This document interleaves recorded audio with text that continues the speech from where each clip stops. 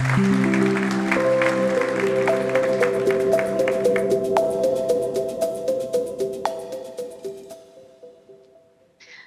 greetings from Philadelphia, and thank you very much for having me.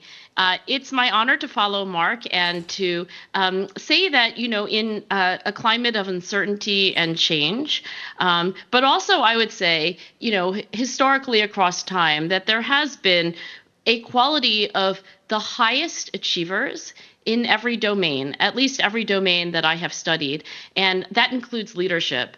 So I'd like to present to you today what I have discovered about what grit is, why it's special, and what this means, especially in the leadership context. I want to say on a personal note that I grew up with a father who only talked about being a world-class achiever. Literally, that's all we talked about at breakfast, at dinner, on the weekends, summer vacations. And my dad talked a lot implicitly about how the highest achievers were naturally talented. They were smarter than everyone. They were more gifted. And what I grew up to learn as a psychologist is that talent, innate talent especially, has nothing to do with grit. Let me show you 4 questions from the grit scale to give you a sense of what I'm talking about. Here's an item that indexes your perseverance for long-term goals. Ask yourself whether, if I talk to your closest colleagues, whether they would rush to tell me that you are an especially hard worker. Would they tell me that you finish whatever you begin? This item, by the way, also an index of your perseverance for long-term goals, is the single most predictive item on the grit scale. So this is probably what you think of when you think of grit, someone who's really a hard worker, also resilient in the face of setbacks. They finish things when a lot of other people quit. And I would tell you that that is half right, because that is half of grit. But grit is also passion for long-term goals. And let me show you 2 items from the grit scale that index your passion for long-term goals. And before you read them, I need to warn you that they're reverse scored, meaning that if you read them and you say, wow, that's just like me, that's how everyone would describe me, then actually you get a lower passion score and a lower overall grit score. For example, I have difficulty maintaining my focus on projects that take more than a few months to complete, or I often set a goal but later choose to pursue a different one. Given that I'm following Mark and his comments, I do want to say, importantly, that when I study grit, this combination of perseverance and passion for long-term goals, I want to say on the passion element that in the context of uncertainty and change, now more than ever, what I mean about passion for long-term goals is a kind of steadfast and even stubborn dedication to some top level goal. It's usually very abstract. It can even be so abstract as to not be easily understandable by other people. But you want extreme agility and flexibility on how you're going to get there. And I think that reconciles in some ways the current environment of uncertainty and change with this timeless character strength of grit. Now, I said that in my research that I found grit and talent to be not at all related, and that's exactly true. In my research and in research from around the world, when you measure IQ or other kinds of natural ability, you find that IQ is great. It predicts achievement, but it's not correlated with grit, which I think is at least as essential. And I want to share with you one personal relationship that I have with a paragon of grit, because I think he illustrates how talent and grit are different, and how grit in some ways unleashes the talent that people have in order for them to accomplish great things. Meet Toby Cosgrove. Toby Cosgrove grew up, he was a very mediocre student. Turns out he had dyslexia, a reading disability, but in those days they didn't have a word for it. They just thought he was slow. But he wanted to be a doctor, and he eventually got into medical school, and he eventually graduated from medical school. When it was time for him to choose his specialty, he wanted the hardest one, so he chose heart surgery, and it was the most competitive, and everyone told him he couldn't do it, but Toby did it anyway.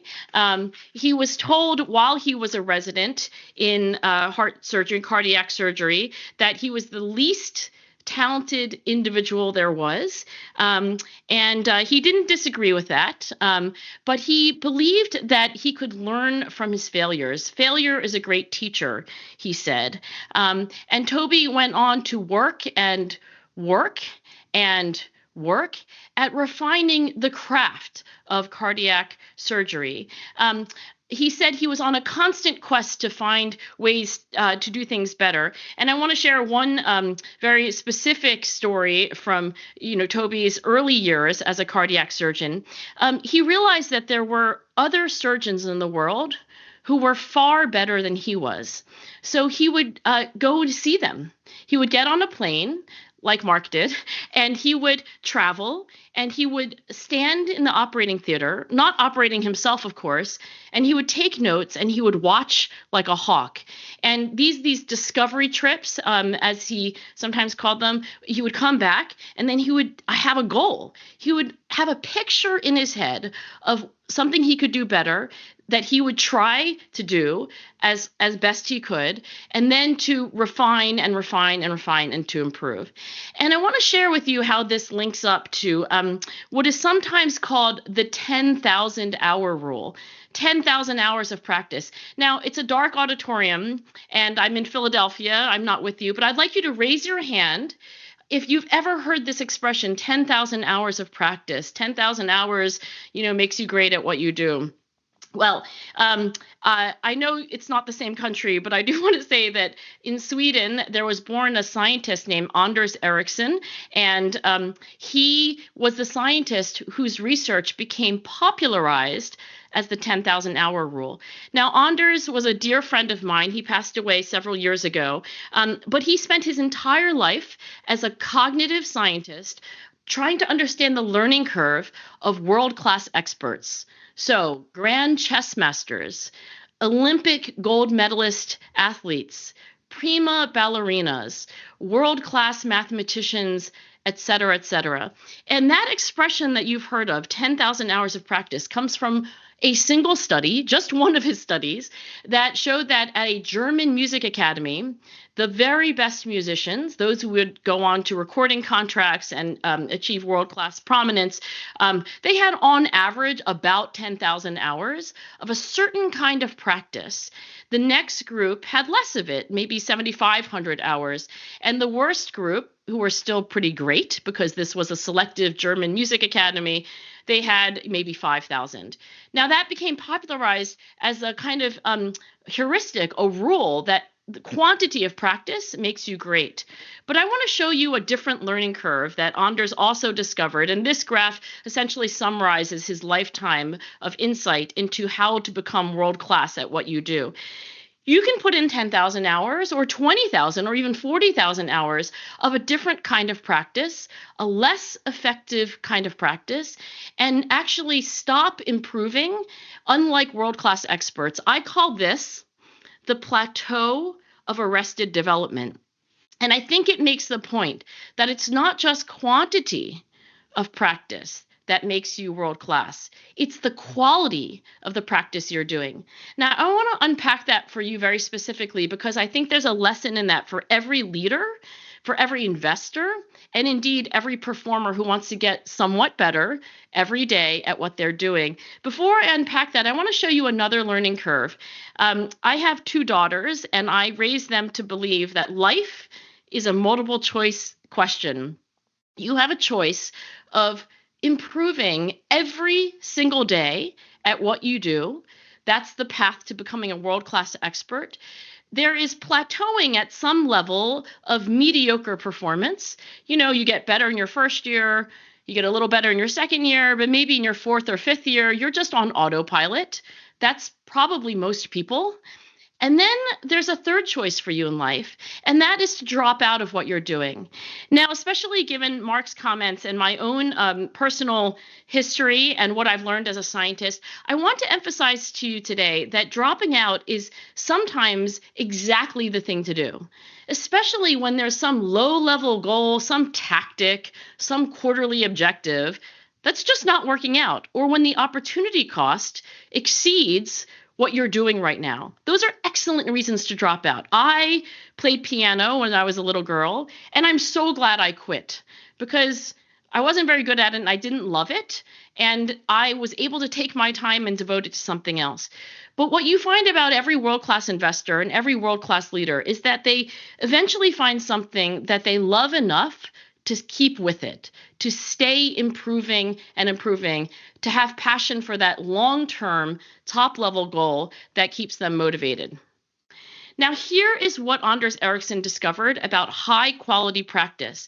It has 3 specific elements, and they're quite easy to understand, but maybe not easy to do in combination. The first element is that you must decide on a very specific, narrow aspect of your overall performance, and you drill that in particular. So if you ask an Olympic athlete, a skier, like, what are you doing? They're not going to say I'm skiing better. They're going to give you a very technical answer that you probably only understand if you were also a world-class skier.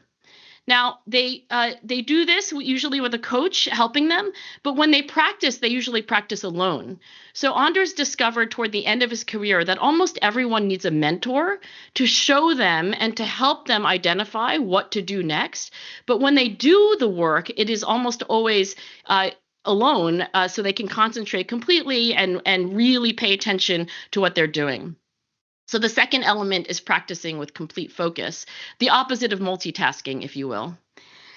And the third element is the hardest motivationally, psychologically, I would say, which is that you have to get feedback on what you're doing, feedback on that performance, and then to repeat the cycle again. And I say it's the most difficult motivationally because if you tell me one thing that I could have done better for you today in my 15 minutes with you, I will immediately be defensive.